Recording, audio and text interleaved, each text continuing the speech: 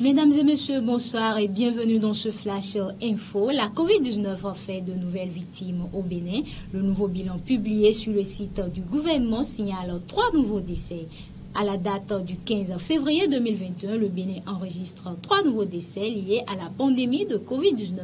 Ces 3 nouveaux cas de décès ont été enregistrés en 24 heures.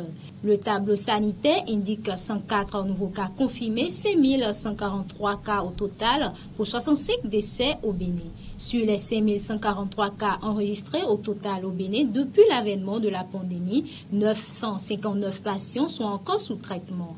Par contre, ils sont 4119 personnes atteintes qui sont déjà déclarées guéries. Les autorités invitent les populations à redoubler de vigilance en respectant strictement les gestes barrières, notamment le port de masque, le lavage des mains et la distanciation physique. Et puis, le président de la Haute Autorité de l'Audiovisuel et de la Communication RAC, Prosper Moretti, a procédé ce mardi 16 février 2021 à l'ouverture de la première session ordinaire au titre de l'année 2021. Cette première session ordinaire de la Haute Autorité de l'Audiovisuel et de la Communication RAC vient à une période où le Bénin se prépare à une élection d'une importance majeure. Il va sans dire qu'au cours de cette session ordinaire, la Haute Autorité de l'Audiovisuel et de la Communication prendra d'importantes décisions dans le cadre de la couverture médiatique de la dite élection. En dehors des décisions liées à l'élection présidentielle de 2021, la première session ordinaire de la HAC abordera plusieurs chantiers, notamment l'attribution de nouvelles fréquences de radiodiffusion sonore, le toilettage de la liste des journaux et périodiques ayant une existence légale au Bénin, l'autorisation des médias en ligne et la mise en œuvre de la télévision numérique terrestre TNT.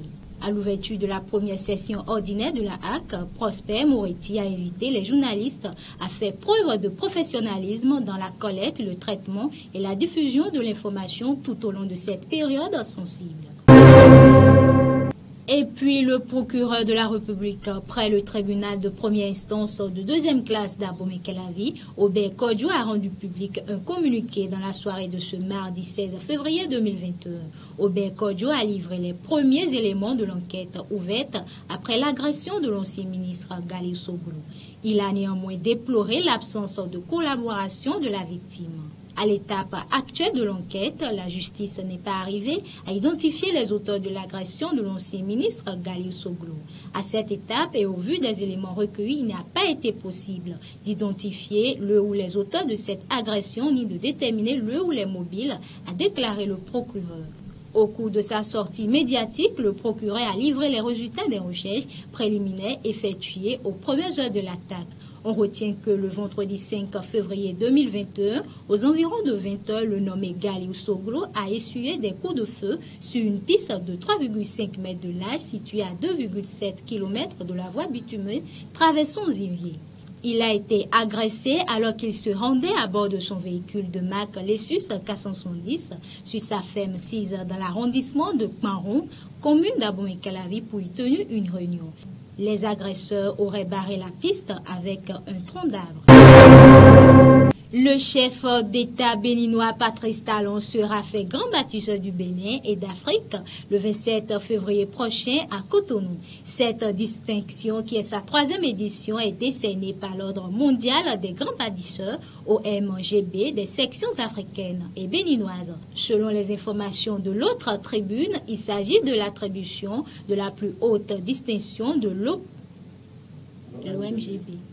Selon les informations de l'autre tribune, il s'agit de l'attribution de la plus haute distinction de l'OMGB à un valeureux citoyen béninois. La cérémonie de distinction aura lieu le 27 février 2021 à Cotonou.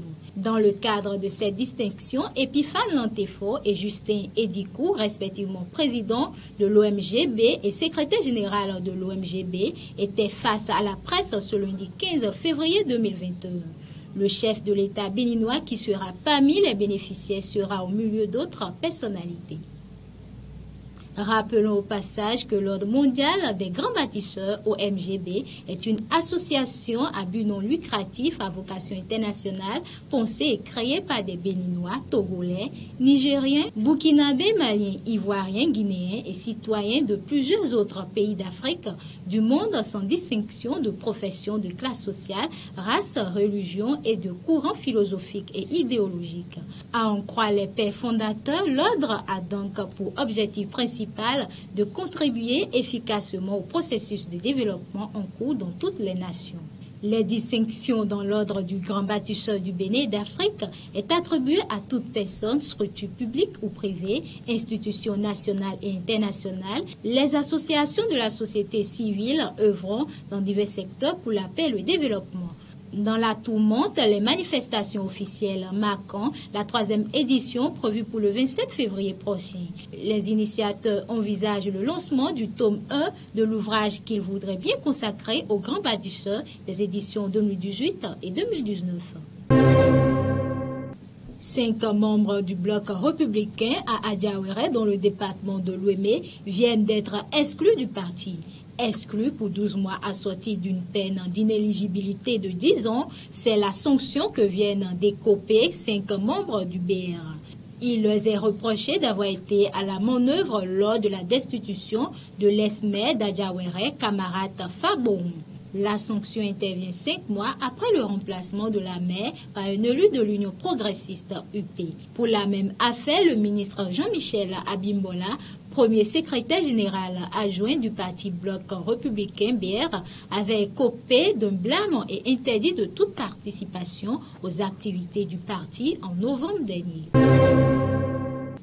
Et pour finir, le groupe MTN a dévoilé sa nouvelle proposition de valeur pour les employés EVP intitulée Live Inspired, qui vise à favoriser l'agilité, la flexibilité et l'adaptation des compétences futures de sa main-d'œuvre. Tirant les leçons des défis imposés par la COVID-19, MTN a adopté une approche rafraîchie à l'échelle de l'organisation qui consiste de s'éloigner des méthodes de travail conventionnelles et de passer à la nouvelle normalité avec confiance et optimisme.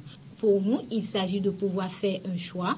Nous reconnaissons que ce que notre personnel apprécie est motivé par des choix et la flexibilité. C'est pour cette raison que notre proposition de valeur employée est conçue pour répondre aux divers types de personnalités et aux préférences qui inspirent et aident les gens à réaliser leur plein potentiel, a déclaré Paul Norman, directeur des ressources humaines du groupe MTN. MTN a introduit le travail agile ou flexible dans des principes tels que l'équilibre entre vie professionnelle et vie privée. Nos programmes capitalisent sur le mouvement organique vers l'adoption du numérique et la flexibilité de la main-d'œuvre. Selon M. Norman, la croissance réelle est inspirée par un objectif qui fait progresser les personnes et qui a un impact sur les organisations et les communautés. Notre objectif est de permettre au personnel d'être innovant, d'acquérir des compétences et d'avoir un impact significatif sur nos abonnés. Créer un environnement inspirant pour que chacun puisse activer son potentiel. Cet objectif sera alimenté par une véritable inclusion, le respect de la diversité, des récompenses équitables, une véritable reconnaissance et une flexibilité personnelle pour contribuer de la manière la plus productive possible aux objectifs de l'entreprise. Mesdames et messieurs, nous sommes donc à la fin de ce Flash Info. Bonne suite de programme à vous sur ISN 24 Télévision.